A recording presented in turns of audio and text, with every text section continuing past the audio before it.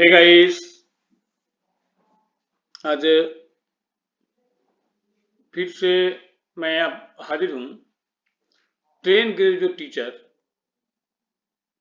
के बारे में जानकारी देने के लिए। यदि आप इस चैनल पर नए होंगे तो प्लीज इसको लाइक, सब्सक्राइब और बेल आइकन को प्रेस कर दीजिएगा ताकि भविष्य में आने वाला नोटिफिकेशन भी आपको मिलता रहे। ये केंद्रीय विद्यालय संगठन के द्वारा जो बहुत सारा वैकेंसी निकाला हुआ है, टीजीटी, पीजीटी, पीआईटी, तो आज आइए हम लोग ट्रेन ग्रेजुएट टीचर के बारे में जानकारी प्राप्त करते हैं। पे स्केल क्या है, एज लिमिटेशन क्या है, एलिजिबिलिटी क्राइटेरिया क्या है, किस पोस्ट के लिए और किस सब्जेक्ट के लिए एजुकेशन क्वालिफिकेशन क्या है, कौन लोग इसमें फॉर्म भर सकते हैं, सिलेबस इसका क्या है, अंक जो नंबर का जो डिवीजन है वो किस तरह से किया गया है, इन सारी चीजों के बारे में जानकारी आज हम प्राप्त करेंगे। तो आइए शुरू करते हैं इसको। तो ये देखिए स्क्रीन जो सामने दिख रहा है, ये 10 ग्रेजुएट टीचर के लिए है, टीजीटी के लिए है। इसमें इंग्लिश, बहुत सारे सब्जेक्ट है, English, Hindi, social study, science, Sanskrit, mathematics, physical and health education, art education and work experience. ये इतने सारे सब्जेक्ट के लिए वैकेंसी आया हुआ है, जिसका कि सीट का डिस्ट्रीब्यूशन मैंने पहले ही मैं आप लोगों को बता चुका हूं। तो आइए इसमें देखते हैं हम लोग कि पे स्केल क्या है। तो ट्रेन ग्रेजुएट टीचर के लिए पे स्केल इंट्री लेवल जो है वो 44,900 44,900 है, और अंतिम जो इसका पेमेंट है वो 1,42,400 रुपया है इन पेमेंट। इसके अलावा इसमें डीए, टीए, हाउस रेंट और बहुत सारे एलिमेंट जोड़ के आपको मिलेंगे। अपर एज लिमिट इसमें है 35 ईयर, और लोअर एज लिमिट जो है इसमें वो 21 ईयर। 21 ईयर से 35 ईयर तक के लोग इसमें फॉर्म भर सकते हैं। और अन्य जो लोगों के लिए जो एज का छूट है, जैसे कि ओबीसी के लिए, एससी के लिए, एसटी के लिए, महिला के लिए, वो छूट भी इसमें लागू है। उसके लिए आप लोग नोटिफिकेशन देख सकते हैं। क्वालिफिकेशन क्या चाहिए? Essential qualification for the post of 1 to 6, माने 1 से लेकर 6 तक, 1 से लेकर 6 तक का जो पोस्ट है, जो जैसे कि इंग्लिश है, हिंदी है, सोशल स्टडीज है, साइंस है, संस्कृत है और मैथमेटिक्स है। इसके लिए जो एज का जो इसेंशियल क्वालिफिकेशन जो है इन 6 पोस्टों के लिए, वो ये इस तरह से है। पहला है कि 4 year integrated degree course of regional college of education of NCERT in the concerned subject with at least 50% mark of aggregate.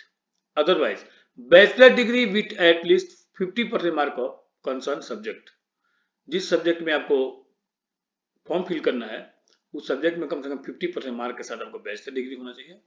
Combination of subject and in aggregate, और उसके साथ साथ जो सब्जेक्ट का कॉम्बिनेशन दिया गया है, जैसे मैथ आपको लेना है तो उसमें कौन कौन सब्जेक्ट आपको होना चाहिए ग्रेजुएशन में, साइंस आपको लेना है तो कौन कौन सब्जेक्ट होना चाहिए ग्रेजुएशन में, उसके साथ होना चाहिए।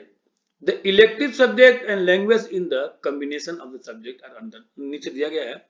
टीजीटी इंग्लिश के लिए क्या होना चाहिए? English as a subject in all the 3 year, तीनों साल में इंग्लिश एक सब्जेक्ट के रूप में होना चाहिए, तभी आप इंग्लिश के लिए एलिजिबल हो सकते हैं।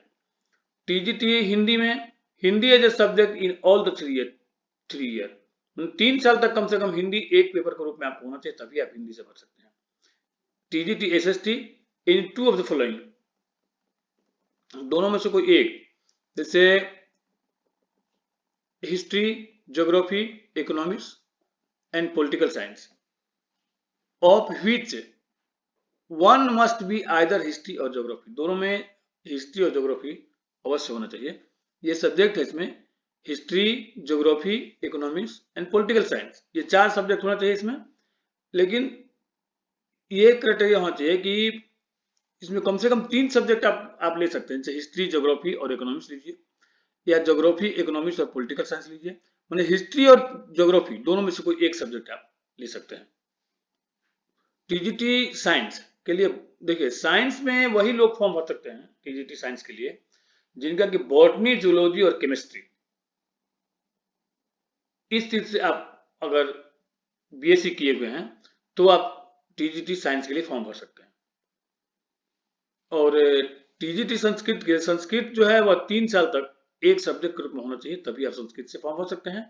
और टीजीटी मैथ में bachelor degree in mathematics with any 2 of the following subject, उसमें 2 सब्जेक्ट के साथ आपको बैचलर डिग्री होना चाहिए, जिसमें या तो फिजिक्स, केमिस्ट्री, मैथ, या तो electronics, computer science, math, statics, electronics, या कोई भी मैथमेटिक्स से अलग स्पेशल होना चाहिए। और इसमें से कोई 2 सब्जेक्ट आपको जरूर होना चाहिए, तभी आप मैथ के लिए, टीजीटी के लिए अप्लाई कर सकते हैं।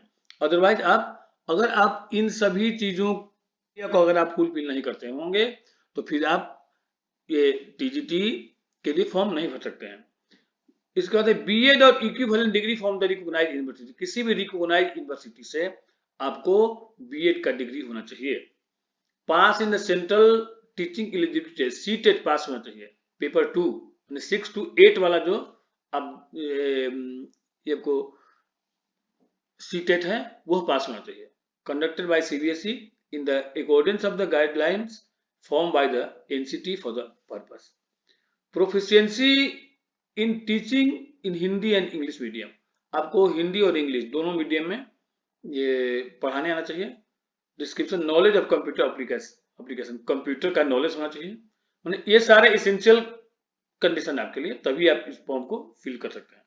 इसके बाद आता है टीजीटी हेल्थ एजुकेशन AENW, इसके लिए देखिए पे स्केल, उसका भी पे स्केल है 44,900, इंट्री स्केल है 1,42,400, पे मैट्रिक मैंने ये लास्ट स्केल है। 35 साल मैक्सिमम एज है, मिनिमम एज 21 ईयर है। तो TGT in PNHE bachelor degree in physical education और इक्विवेलेंट, फिजिकल एजुकेशन में आपको बैचलर डिग्री होना चाहिए। टीजीटी इन AE, इसमें लिए हो कि 5 year recognised diploma in drawing and painting, ये इसका मतलब graphic art, equivalent recognised degree. Working knowledge of Hindi English, Hindi English में वर्किंग का नॉलेज होना चाहिए। Working knowledge in computer application. और टीजीटी वर्क एक्सपीरियंस में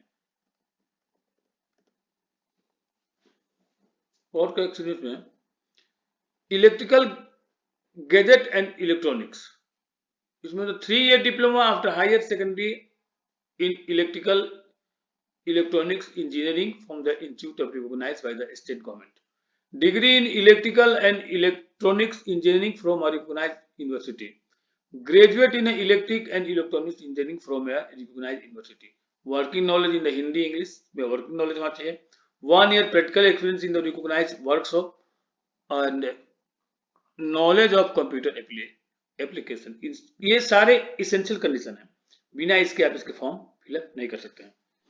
तो सीबीएसई ने टीजीटी के लिए जो सिलेबस जारी किया है और अंक पैटर्न, अंक का जो डिवीजन है वो किस तरह से होगा, कितने नंबर का परीक्षा होगा, आइए उसके बारे में हम लोग देखते हैं। तो देखिए यहाँ जो schedule of examination of direct recruitment of trained graduate teacher में है, the written test is as 180 marks, 180 number का रिटन टेस्ट होगा और 180 क्वेश्चन रहेगा, carrying 1 mark for the each question. The duration of written test will be 180 minute, 3 घंटे का time भी रहेगा, without any time limit for each part individually, किसी भी पार्ट के लिए इंडिविजुअली टाइम लिमिट नहीं रहेगा। पहला पार्ट होगा प्रोफिशिएंसी इन लैंग्वेज, लैंग्वेज में ये 20 नंबर का आएगा आपको। जनरल इंग्लिश 10 नंबर का, जनरल हिंदी 10 नंबर का। पार्ट 2 रहेगा वह होगा general awareness, reasoning, proficiency in computer, ये भी रहेगा 20 नंबर का। General awareness, current affair 10 number, reasoning ability 5 number, computer literacy 5 number. Part 3 में रहेगा perspective on education and leadership, 40 number का रहेगा। इसमें understanding the learner 10 number, understanding teaching learning 15 question रहेगा इसमें से, 15 नंबर का रहेगा। Creating conducive learning environment, school organisation and leadership, perspective in education 15 number का रहेगा या 15 क्वेश्चन रहेगा इसमें। सब्जेक्ट सिलेबस 100 नंबर का रहेगा, 100 नंबर का आएगा सब्जेक्ट से। Professional preference test, the professional तो इस पार्ट 4 मतलब 4 पार्ट में इसका एग्जाम होगा। एक पार्ट होगा जिसमें कि आपको रहेगा पार्ट 1 में प्रोफिशिएंसी इन लैंग्वेज, पार्ट 2 में रहेगा general awareness, reasoning, proficiency in computer, part 3 में रहेगा perspectives on education and leadership, and part 4 में रहेगा सब्जेक्ट स्पेसिफिक सिलेबस। जिस सब्जेक्ट के लिए आप फॉर्म भर रहे हैं उस सब्जेक्ट से आपको 100 नंबर का क्वेश्चन रहेगा। इसके बाद आपका जो इंटरव्यू में होगा, इसमें the professional competency test is of 60 mark including demo teaching. 30 number का डेमो टीचिंग रहेगा और 30 नंबर का इंटरव्यू रहेगा। सिलेक्शन प्रोसेस क्या है? The weightage of the written test and proficiency competency, demo teaching से 15 नंबर, इंटरव्यू से 15 नंबर लिया जाएगा और 30 हो जाएगा। इसके बाद 70% नंबर जो होगा आपका वो रिटन से लिया जाएगा। 70 और 30 का रेशियो मिलाकर के आपका ये रिजल्ट बनेगा और जो मार्क्स आपको मिलेगा उसके अनुसार आपका सिलेक्शन होगा। ये रहा आपका सिलेक्शन प्रोसेस। अब देखिए सिलेबस क्या है इसका, इसको भी देख लीजिए। तो प्रोफिशिएंसी इन लैंग्वेज ये 20 मार्क का है। जनरल इंग्लिश 10 क्वेश्चंस, इसमें क्या रहेगा? Reading comprehension, word power, grammar and उसका यूसेज। जनरल हिंदी 10 क्वेश्चन रहेगा उसमें से। पठन कौशल, शब्द सामर्थ्य, व्याकरण और एवं उसका उपयोग, यूज क्या कैसे करते हैं आप। General awareness, reasoning proficiency and computers 20 marks का रहेगा। General awareness and current affair 10 number, reasoning ability 5 number, computer literacy 5 number. Perspectives on education and leadership 40 marks. इसमें अंडरस्टैंडिंग द लर्नर 10 क्वेश्चन रहेगा इससे। अंडरस्टैंडिंग टीचिंग लर्निंग 15 क्वेश्चन रहेगा। Creating conducive learning environment 6 question. School organisation and leadership 6 question. Perspective in education 3 question. And subject से आपको रहेगा 100 number का question.